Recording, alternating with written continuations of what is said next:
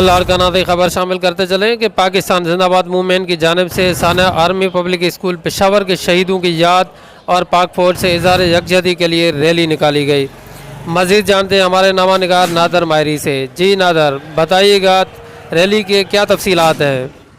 جی بالکل، لاڑکانہ میں پاکستان زندہ باد موومنٹ کی جانب سے ثانیہ آرمی پبلک اسکول پشاور کے شہیدوں کی یاد اور پاک فوج سے اظہار یکجہتی ریلی نکالی گئی، جو کہ میونسپل اسٹیڈیم روڈ سے ہوتی ہوئی جناح باغ چوک پر پہنچی۔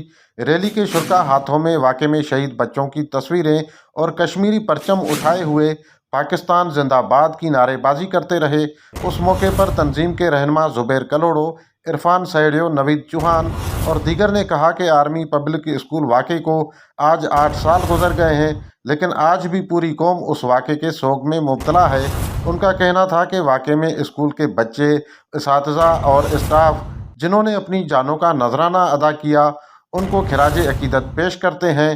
ان کا مزید کہنا تھا کہ ہم اپنی ملک کی بقا اور سالمیت کے لیے ہر وقت تیار کھڑے ہیں۔ انہوں نے کہا کہ پاک فوج کے جوانوں نے ہر مشکل کی گھڑی میں ملک کی دفاع میں قربانیاں دی ہیں اور ہم اپنی پاک افواج سے شانہ بشانہ کھڑے ہیں۔ جی